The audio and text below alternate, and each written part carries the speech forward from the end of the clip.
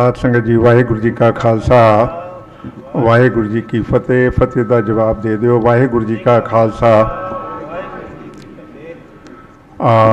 मेरी ड्यूटी लगी है मैं परिवार वालों सारी आई संगत का धन्यवाद करा। मैं तुहाडा सारिਆਂ ਦਾ धन्यवाद करना चाहता। अज इस महान पवित्र स्थान ते गुरु साहब की पवित्र हजूरी विच असीं सारे बैठे हाँ। मकसद साडा आने का इत्थे है कि उस विछड़ी आत्मा नूं परमात्मा अपने चरणों विच निवास देवे और पिछे परिवार नूं ये असह भाणा मनण दा बल प्रदान करे। ये अरदास कीती है असीं और असीं सारे इत्थे इकट्ठे हो के अपनी एक लिहाज नाल उस शख्सियत नूं अपना सन्मान भेंट कीता है। मैं बहुत ज़्यादा नहीं बोलना। एक तो जिस तरह सारिया ने कहा, सारे विद्वान सज्जना ने कहा कि प्रोफैसर प्रिथीपाल सिंह कपूर जी एक बहुपक्षी शख्सियत के मालिक सन। ये जरूर ध्यान च रखना चाहिए कि एक पक्ष नहीं सी उन्हां दी शख्सियत का, बहुत सारे पक्ष सन जिन्हां दा विस्तार नाल किसी वेले वर्णन किया जा सकता है। फिर एक गल होर मैं कहनी चाहता कि एक विलक्षण शख्सियत के मालिक सन। वो एक अलग किस्म की शख्सियत के मालिक सन। जो उन्होंने शख्सियत का सारा असी एनालिसिस करिए, सिरमौर विद्वान सन, विद्वता विच कोई कमी नहीं। सिरमौरता उन्होंने विद्वता विच हाल उगे इतिहासकार सन। मैं सारिया गल्लां नहीं कहनिया चाहता। फिर सिख विरासत नूं समर्पित सन, सिख सिद्धांत नूं समर्पित सन, सिख संकल्पां नूं समर्पित सन, गुरु साहिबान की जो विचारधारा से उसनूं समर्पित सन, गुरु घर नूं समर्पित सन और साडी जिहड़ी विरासत है अमीर विरासत, उस विरासत नूं समर्पित सन, पूरी तरह समर्पित सन। और उन्हां दी पुस्तक मेरे ख्याल विच आखिरी पुस्तक होई है, उस तो बाद कोई आए हुए मैनूं पता नहीं। धर्म रक्षक गुरु तेग बहादुर साहिब इत्थे ही लुधियाने विच ही रिलीज़ हुई सी। उस पुस्तक के रिलीज़ समागम विच मैं आया सी। मैं वो पुस्तक पढ़ के हैरान हो गया। जिहड़ी खूबसूरत शब्दों विच उन्होंने शख्सियत गुरु तेग बहादुर पातशाह का बयान किया है, वो अपने आप विच उसका उस तो पहले उन्होंने एक पुस्तक जिहड़ी हैगी करतारपुर का विरसा, मैं उस तो बहुत प्रभावित हाँ और मैं इस वेले बहुता जिक्र नहीं करना चाहता।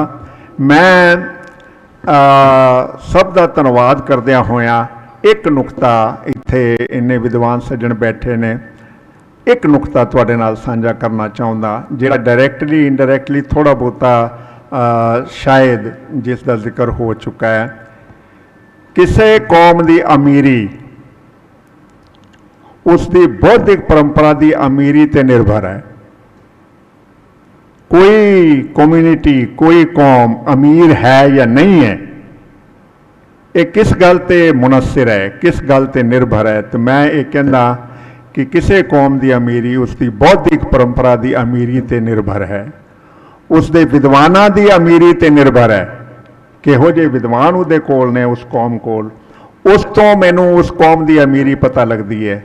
गुरबत जिहड़ी है वो विद्वता की गुरबत हुंदी है, तां जिहड़ी कोई कौम है वो गरीबी वाले पासे गुरबत वाले पासे हुंदी है। विद्वानां दी विद्वता जिहड़ी है और विद्वता का म्यार जिहड़ा है वो निर्भर करता है कि कौम कितनी अमीर है। तो मैनूं ये लगता है कि इस गल नूं हमेशा ध्यान च रखना चाहिए कि जिहड़ी अमीरी है वो विद्वता की अमीरी जिहड़ी है किसी कौम नूं अमीर बनाती है। एक नुकता इहदे नाल जुड़िया होया तुहाडे नाल मैं साझा करना चाहता। मेरी विरासत बड़ी अमीर है, बहुत अमीर विरासत है मेरी। मैं अपनी विरासत के संकल्प और सिद्धांत तुहाडे नाल डिस्कस करना शुरू करा तो सवेर तो लैके शाम तक कर सकदा। इको संकल्प लंगर का लै लवां। मैं पौंडेचेरी गया, सड़क तो लंघदा पिया सी, मैं निशान साहब देखिया, अंदर गया तो भाई साहब तो एक सेवादार कहता जी लंगर छक जाओ। मैं कहा अच्छा तुसीं भी लंगर चलाया होया। मैं सैक्रामेंटो गया, उत्थे जाके एक जगह ते मैं देखा कि कुछ सिख इकट्ठे ने, कहते सरदार जी तुसीं दिल्लीओं आए हो। मैं कहा हाँ जी दिल्लीओं, आओ लंगर छक लो। ये साडी जिहड़ी है ना विरासत इन्नी अमीर विरासत है, बहुत अमीर विरासत है, ये कोई शक नहीं। मैं विरासत के पक्षों बहुत अमीर हाँ, ये कोई दो राय नहीं। पर एक गल अज मैं तुहाडे नाल साझी करना चाहुंदा कि मेरी विरासत जिहड़ी है उसकी साम संभाल कौन करेगा, कौन करदा है? वो विद्वान करेगा। विद्वता वाले बंदे जिहड़े ने साम संभाल करते हैं विरासत की। विद्वता वाले बंदे जिहड़े ने वो प्रचार प्रसार करते हैं विरासत का। विरासत तो है मेरे कोल, पर दुनिया नूं दसना कि ये मेरी विरासत है, ये विद्वानां दा काम हुंदा है। ये मनु लगता है कि डॉक्टर कृपाल सिंह होरां दी जदों मैं लिखतां पढ़दा रहा और फिर मैं PhD करता सी 78 79 80 विच, उदों प्रिथीपाल सिंह कपूर होरां नाल मेरा रिश्ता जुड़िया। डॉक्टर हरभजन सिंह होरी मेरे उस्ताद सन, तो वह मैनूं कहंदे ने जसपाल तू वैसे बड़ा इंटैलीजेंट है पर होर हो गए हैं। मैं क्या जी मेरा जी संपर्क हो गया किसी नाल। तो मैनूं लगता है कि जिहड़ा विद्वान है वो मेरी जिहड़ी अमीरी है ना, विरासत की अमीरी, उसकी इंटरप्रटेशन जिहड़ी है वो हमेशा विद्वान करेगा। उसकी साम संभाल, उसका प्रचार प्रसार और मेरी विरासत बरकरार रहे, उसनूं खौरा ना लगे, उसका नुकसान ना होवे, ये काम विद्वान ने करना है। एक गल जरूर ध्यान च रखनी चाहिए है। विद्वानां दी विद्वता और विद्वता की अमीरी ते निर्भर मेरी विरासत की अमीरी है। जो मेरी विरासत है उसकी अमीरी भी जिहड़ी है, देखो गल सुनो, नवें ईडियम विच मैं अपनी विरासत दुनिया तक पहुँचावां, अपनी अगली पीढ़ी तक अपनी विरासत नूं पहुँचावां, तां मैं अपनी विरासत की सेवा कर रहा। नहीं तो मेरी विरासत बेशक अमीर है पर मैं किसी को दस नहीं पा रहा। जे मैं उन्होंने अंग्रेजी च लिखा, जे मैं होर भाषा विच हिंदी च लिखा, जे मैं उसनूं गुरमुखी विच लिख के फिर उसनूं दुनिया तक पहुँचावां, अपने बच्चों तक पहुँचावां विरासत नूं, ये कौन करेगा? तो मैं फिर कहना चाहूँगा कि जिहड़ी साडी बौद्धिक परंपरा है, अगर वो बौद्धिक परंपरा अमीर नहीं है तो मेरी विरासत की अमीरी जिहड़ी है वो खतरे च पै सकती है, उसनूं खौरा लग सकता है।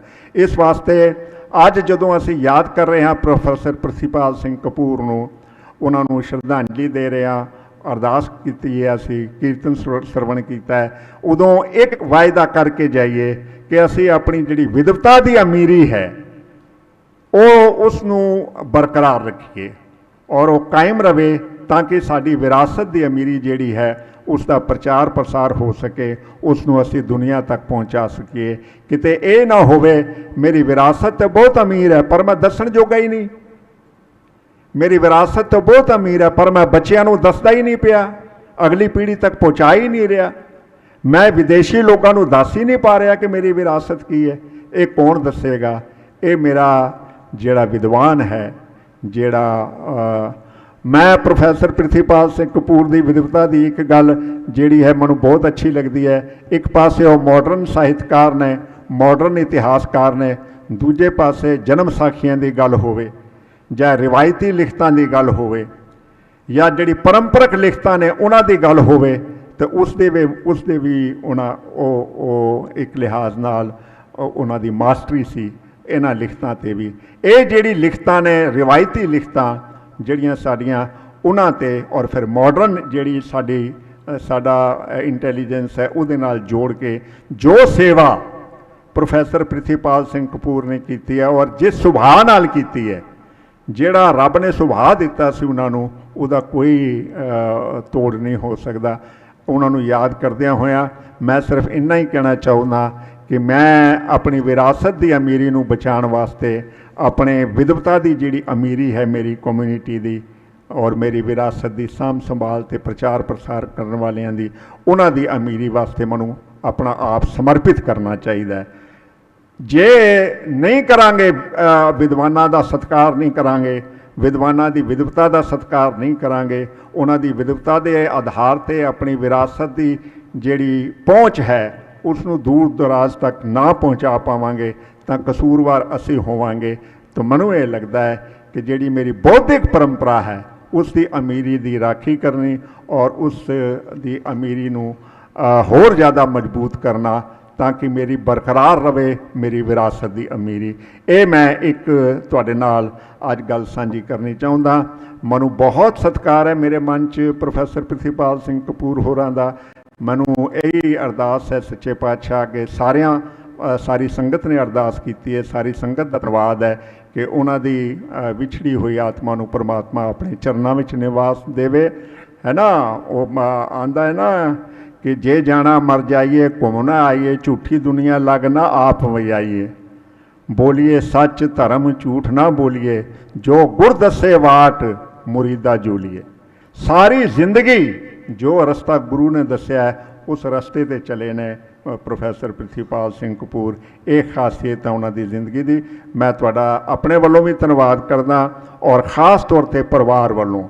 ਇਸ ਪਰਿਵਾਰ ਦਾ ਵੀ ਬਹੁਤ ਵੱਡਾ ਹਿੱਸਾ ਹੈ ਜੋ ਪ੍ਰਿਥੀਪਾਲ ਸਿੰਘ ਕਪੂਰ ਨੇ ਕੰਮ ਕੀਤਾ ਆਪਣੀ ਜ਼ਿੰਦਗੀ ਵਿੱਚ, ਔਰ ਆਪਣੀ ਜ਼ਿੰਦਗੀ ਵਿੱਚ ਜੋ ਕੁਝ ਪ੍ਰਾਪਤੀਆਂ ਕੀਤੀਆਂ ਨੇ ਉਹਦੇ ਵਿੱਚ ਪਰਿਵਾਰ ਪੂਰਾ ਹਿੱਸੇਦਾਰ ਹੈ। ਅਤੇ ਉਸ ਪਰਿਵਾਰ ਵੱਲੋਂ ਮੈਂ ਸਾਰਿਆਂ ਦਾ ਧੰਨਵਾਦ ਕਰਨਾ ਚਾਹੁੰਦਾ। ਵਾਹਿਗੁਰੂ ਜੀ ਕਾ ਖਾਲਸਾ, ਵਾਹਿਗੁਰੂ।